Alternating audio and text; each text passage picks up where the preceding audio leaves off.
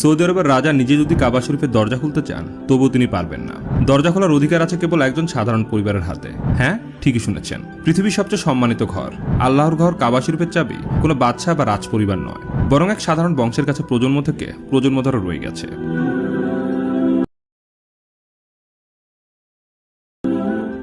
আজকের ভিডিওতে জানাবো সেই রহস্যময় পরিবারের গল্প, যাদের হাতে কিয়ামত পর্যন্ত কাবা শরীফের চাবি রাখার ঘোষণা দিয়েছেন স্বয়ং বিশ্বনবী হযরত মুহাম্মদ সাল্লাল্লাহু আলাইহি ওয়াসাল্লাম। কাবা শরীফ ইসলামের পবিত্রতম স্থান। মুসলমানদের কেবল নামাজের দিক নির্দেশনই নয়, বরং দোয়া থেকে শুরু করে হজের সব ইবাদতের কেন্দ্রবিন্দু এই ঘর। কিন্তু জানেন কি, এই ঘরের দরজার দায়িত্ব পৃথিবীর সবচেয়ে শক্তিশালী বাদশা বা শাসকের কাছেও নেই। ইতিহাস বলছে প্রাক ইসলামী যুগ থেকেই কাবা শরীফের চাবি সংরক্ষণ ও দরজা খোলার দায়িত্ব ছিল বনু সায়বা গোত্রের হাতে। এই পরিবারের প্রজন্ম থেকে প্রজন্ম কাবার চাবি বহন করে আসছে, এমনকি ইসলামের আবির্ভাবের পরেও সে দায়িত্ব তাদের হাত থেকে কেড়ে নেওয়া হয়নি। খ্রিস্টাব্দ 630 সাল, মক্কা বিজয়ের ঐতিহাসিক দিন। নবী করিম সাল্লাল্লাহু আলাইহি ওয়াসাল্লাম মক্কায় প্রবেশ করলেন। তখন কাবা শরীফ বন্ধ ছিল।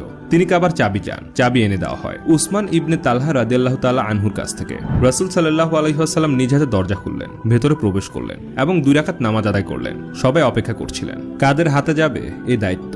অনেকেই ভেবেছিলেন হয়তো নবী করিম সাল্লাল্লাহু আলাইহি ওয়াসাল্লাম তার প্রিয় চাচা হযরত আব্বাস রাদিয়াল্লাহু তাআলা আনহু অথবা সাহাবী হযরত আলী রাদিয়াল্লাহু তাআলা আনহুকে এই দায়িত্ব দেবেন। কিন্তু সবাইকে অবাক করে দিয়ে নবী করিম সাল্লাল্লাহু আলাইহি ওয়াসাল্লাম ডাকলেন উসমান ইবনে তালহাকে। তার হাতে কাবার চাবি তুলে দিয়ে বললেন, হে উসমান, আজ থেকে কাবার চাবি তোমার হাতে থাকবে। কিয়ামত পর্যন্ত তোমার বংশধররাই এর রক্ষক হবে, আর যে কেউ এই দায়িত্ব ছিনিয়ে নিতে চাইবে সে হবে জালেম। এভাবেই শুরু হয় বনু সায়বা পরিবারের হাতে কাবা শরীফের চাবি রক্ষার ইতিহাস, যা আজও অটুট আছে।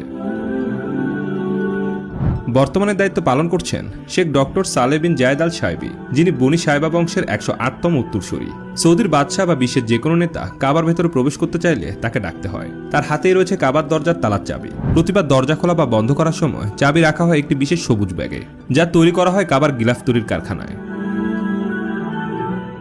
গত 1400 বছরে কাবার দরজার তালা মোট 58 বার পরিবর্তিত হয়েছে। সর্বশেষ পরিবর্তন হয় 2013 সালের 18 নভেম্বর, যখন 18 ক্যারেট সোনার নতুন তালা বসানো হয়। বর্তমান চাবির দৈর্ঘ্য 35 সেন্টিমিটার। পুরনো চাবি ও তালাগুলো সংরক্ষণ করা হয়েছে বিশ্বের বিভিন্ন দেশের জাদুঘরে। তুরস্কের ইস্তাম্বুলের তোপকাপি প্যালেসে রয়েছে 54টি চাবি, ফ্রান্সের প্যারিসে আছে 2টি, আর মিশরের কায়রোতে আছে 1টি চাবি। শত শত বাদশাহ, সুলতান, শাসক এসেছে গেছে, ক্ষমতার পালাবদল হয়েছে অগণিত বার, কিন্তু একটি দায়িত্ব কখনো বদলায়নি, কাবা শরীফের চাবির রক্ষক বংশ। কারণ এটি কেবল একটি চাবি নয়, বরং এটি একটি আমানত, একটি ঐতিহাসিক দায়িত্ব, যা বিশ্বনবীর ঘোষণা অনুযায়ী কিয়ামত পর্যন্ত বহন করবে বনু সায়বা পরিবার। এটা ইসলামের মহিমা, যেখানে সম্মান ও দায়িত্ব কেবল ক্ষমতার জোরে নয়, বরং আল্লাহর নির্দেশ ও রাসূলের